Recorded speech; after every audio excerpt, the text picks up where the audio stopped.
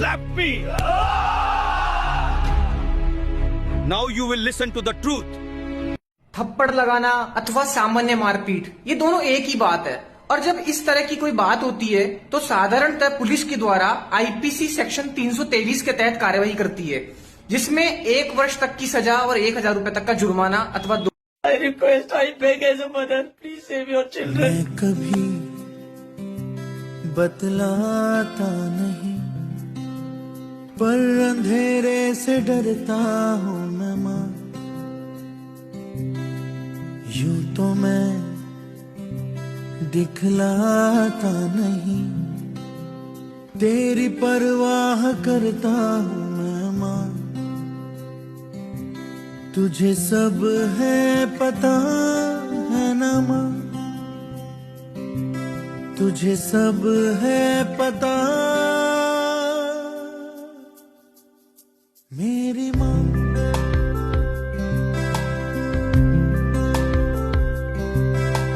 भीड़ में यूं न छोड़ो मुझे, घर लौट के भी आना पाऊँ माँ।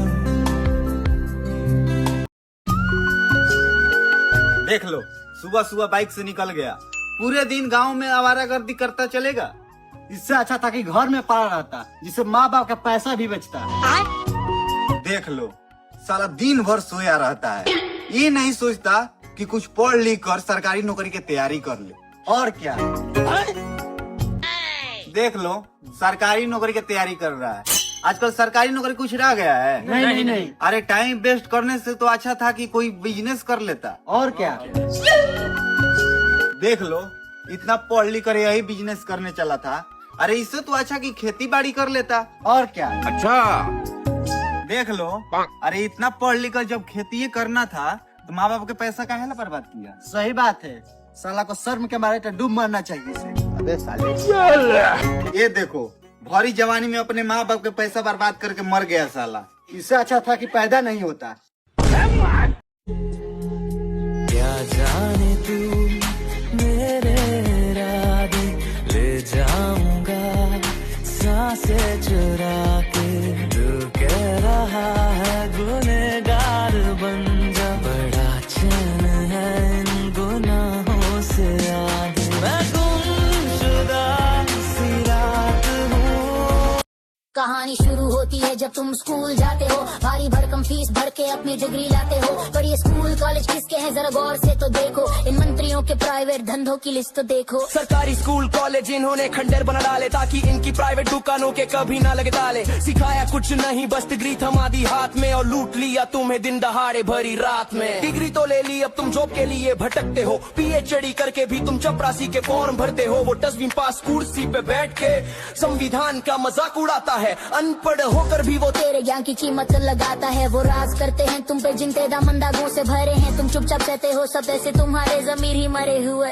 तुझे नौकरी चाहिए तो कैरेक्टर सर्टिफिकेट दिखाना, एक छोटा सा पुलिस केस हुआ तो अपना करियर भूल जाना। पर संसद की सीढ़ियों पे नियम सारे झुक जाते हैं, जितने ज्यादा केस उतने बड़े पद वहाँ मिल जाते। बिना केस वाला नेता ढूंढना जैसे रेगिस्तान में पानी, ये लोकतंत्र की नहीं ये लुटेरों की है असली कहानी। आम आदमी पे लाठी और अपन दुनिया आर्टिफिशियल इंटेलिजेंस टेक में इतना आगे जा रही है और यहाँ 50-60 साल के बूढ़ों के बंद दिमाग से पूरे देश में लॉ एंड ऑर्डर चल रहे हैं। ये एमएलए बोल रहा है कि इनविटेबल है तो बैठ के बस देखो और एंजॉय करो। पहले तो मेरे को ये बताओ तुम्हें एमएलए किसने बनाया, और एक बात, अगर बनाया भी तो कोई नियम क्यों नहीं कि ऐसे भैया स्टेटमेंट देने के बाद भी तुम जैसे लोग पावर में बैठे रहो। अगर इसकी बेटी के साथ यही हुआ होता तो ये वहाँ बैठ के एंजॉय करता।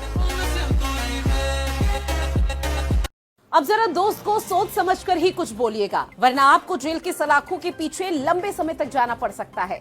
बिल्कुल सही सुन रहे हैं आप। दरअसल अब अगर आपने अपने दोस्त को कालू, कलुआ, मोटू, मोटा, अबे चल, यहां से निकल, इस तरह के कुछ भी शब्दों का इस्तेमाल किया, कुछ भी वर्डिंग का इस्तेमाल किया तो आपको 3 साल की जेल हो सकती है। बीएनएस की धारा 196 और 292 के तहत वो आप पर केस दर्ज करवा सकता है।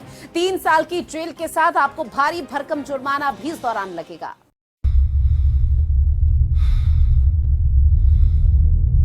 I have been silent for too long. You will never escape this. The truth is out. Yeah. And I have proof. The verdict is in. Justice prevails. हम रोज कहते हैं हमारा सिस्टम खराब है, पुलिस भ्रष्ट है, नेता बेईमान है, अधिकारी निकम्मे हैं, लेकिन इन लोगों से मेरा एक सवाल है, तो ये सिस्टम आया कहां से? जिस सिस्टम को तुम कोसते हो वो तुम्हारे ही मोहल्ले से निकला है, क्योंकि वो पुलिस वाला भी किसी का बेटा है, वो नेता भी इसी समाज में पला है, वो अफसर भी यही के स्कूल से पढ़कर गया है। सिस्टम आसमान से नहीं गिरता, सिस्टम समाज से बनता है। अगर घर में हम अपने बच्चों को नियम तोड़ना सिखाएंगे तो कल कुर्सी पर बैठकर वही कानून को तोड़ेगा और रिश्वत लेगा।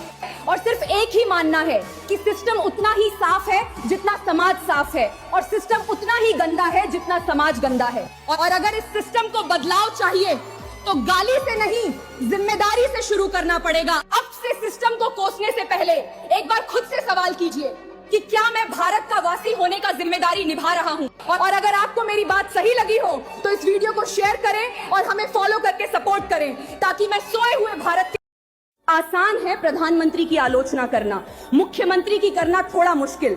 विधायक पर सवाल उठाओ तो खतरा महसूस होता है, लेकिन ग्राम प्रधान के खिलाफ आवाज उठाओ तो पिटाई लगभग तय है। अमेजन के वर्षा वनों की चिंता करना कूल है, हिमालय के ग्लेशियरों पर बहस करना पढ़ा लिखा एक्टिविज्म है, बड़े पावर प्लांट का विरोध करना आंदोलन है। जहां पहचान भी मिलती है, फंडिंग भी मिलती है, लेकिन अपने गांव की नदी से रेत बजरी भरते ट्रैक्टर की शिकायत करना वो जानलेवा है, क्योंकि दूर की लड़ाइयां सुरक्षित होती हैं, पास की लड़ाइयां असली होती हैं। स्थानीय सच सबसे खतरनाक होता है, चाहे वो कविता में लिखा जाए या जिंदगी में जिया जाए। हम दुनिया बचाने की बातें करते हैं, लेकिन अपने मोहल्ले की चुप्पी नहीं तोड़ते। और शायद देश की सबसे बड़ी कमजोरी हमारी यही स्थानीय खामोशी है। बाकी इस बात को आगे बढ़ाइए और ज्यादा से ज्यादा फॉलो करके हमें सपोर्ट करें, ताकि हम अपनी आवाज को और बुलंदी कर पाएं। भाई जिसने भी ये वीडियो क्रिएट किए हैं उसे 100 तोपों की सलामी दिया जाए फिर भी कम है, क्योंकि ये भाई ने पूरे भारत के नेताओं की सच्चाई बताई है जो इंडिया में हो रहा है। दूसरे ने भगत सिंह की एक्टिंग की है, बड़ा प्यारा एक्टिंग की है। देखे पूरी कहानी इस वीडियो में। देश चलाते होंगे ना, हाँ, तब तो देश काफी आगे बढ़ गया होगा। जब हमारे अपने लोग देश चला रहे हैं तो गरीबी और भ्रष्टाचार का तो नाम ही नहीं होगा, सबको बराबर हक दिया जाता होगा, किसानों और मजदूरों का अच्छा ध्यान रखा जाता होगा ना। नहीं, ऐसा तो कुछ नहीं है।